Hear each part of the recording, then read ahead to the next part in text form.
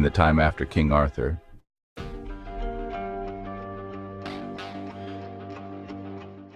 several impossible challenges.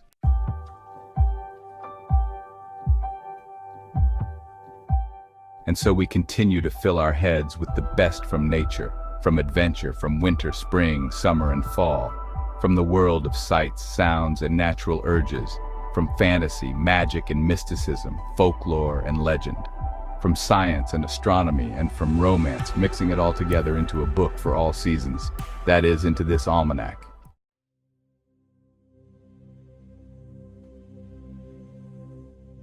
Another mainline theme of the almanac is that of life with nature.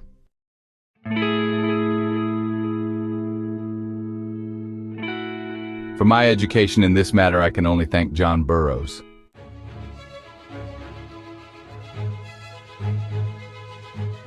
But if the almanac is many things, perhaps even a hodgepodge, then so is life.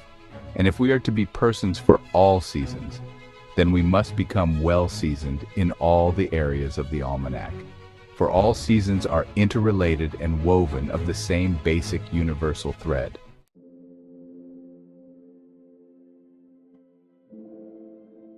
As for Percival, though he has become rather a pater familis to us, he remains the focal point of the almanac, for he has finally come into his own, a king for all seasons.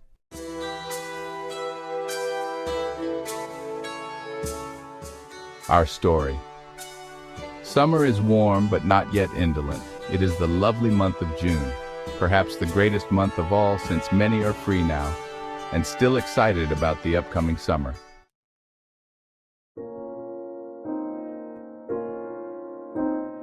Victorious knights return from both the Asia frontier and from the great unknown sea, but sadly St. Patrick has died and all Ireland is in mourning.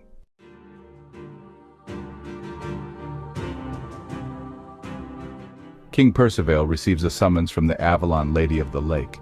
Avalon calling.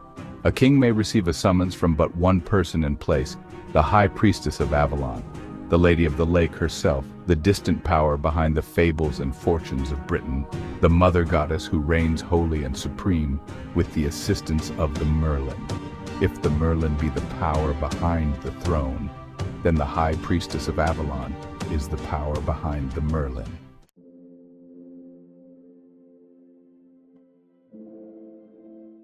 And so our Percival again takes the shield of the white horse and slips unnoticed out of Camelot during the height of the summer festivities. Percival rides to Avalon, a land forever shrouded in the mist that separates it from the world of mankind.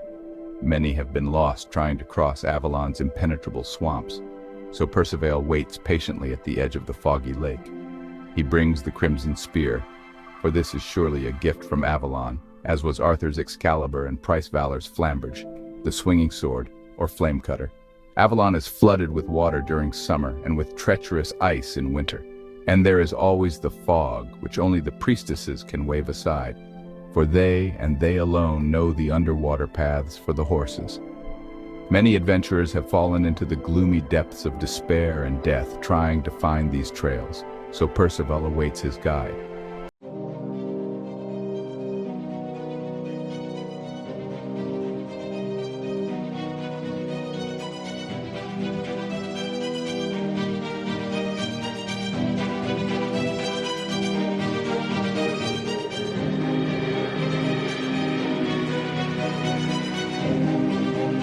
Only once in a great while is a king summoned to Avalon, for most of Avalon's effects are not direct, but long range, and even so are often carried out by the Merlin or the Taliesin, the only residents of Avalon who are allowed to mingle with those in the mortal world.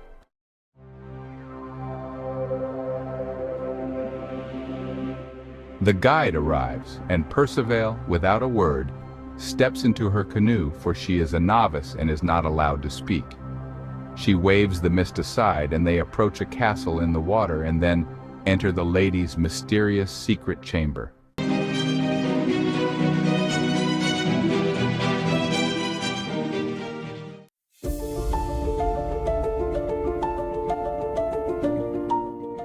The story of Avalon.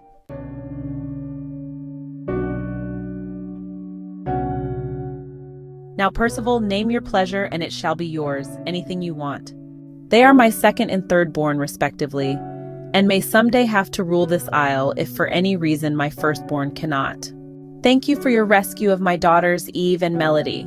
The Lady of the Lake appears, old now and perhaps dying.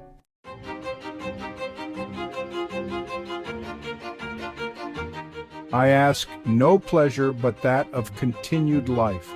There is one thing, however, I should like to gain the power to destroy a witch, to free those poor souls who are enslaved by her. For I swore an oath to return there one day with the power to succeed.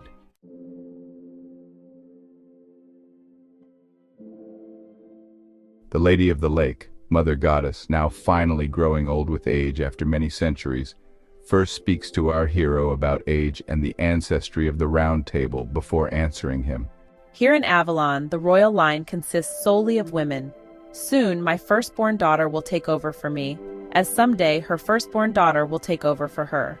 Only a woman can be sure of maternity. Paternity is never certain. Who knows who one's father might be? Thus, a royal line of firstborn sons of kings really does not make much sense for us, but we tolerate it in your world. Here, we seldom even keep track of paternity, but in your case and in the case of many of the knights, an exception was made in order to try and save the world. When I was young 400 years ago, I played with Merlin, who was also a child at that time. I happen to know that he and I are the great-great-great-grandparents of yourself and of many of the knights, making most of you third and fourth cousins. Indeed, Lancelot was born here as my last son, thus his full name, Lancelot de Lac.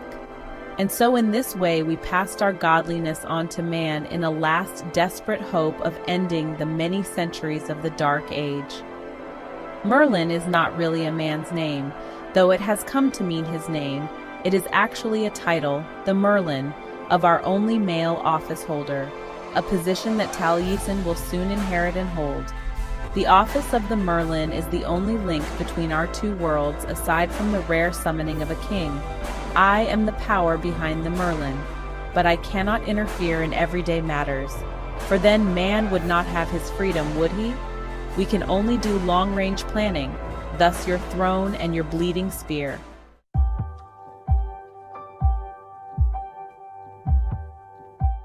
The Lady of the Lake continues, revealing more about the legacy and the future of Avalon.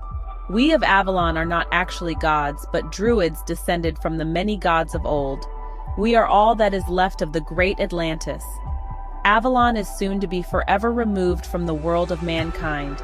This we have known and feared, so we have passed our legacy of love and goodness to you and your knightly cousins. As for your witch, she was once one of us, but has since gone astray. That's how she knew about your bleeding spear and why she fears you. As we may not interfere directly, we may not slay her. But you have asked for the power to destroy her, and so we will see that you have it in the form of your spear, and in the strength of yours and Taliesin's minds when combined. This but makes you her equal. Success or failure will still come from within your own strength and goodness. But bring the crimson spear.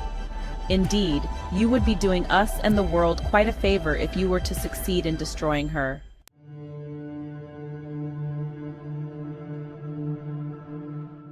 The Lady of the Lake issues a final warning. And beware, she once held the high title of Death Crone, and she will undoubtedly place a curse upon you. Just remember this, never give up hope, and know that every curse has an escape. But how sad that she was once one of us and is now out of control.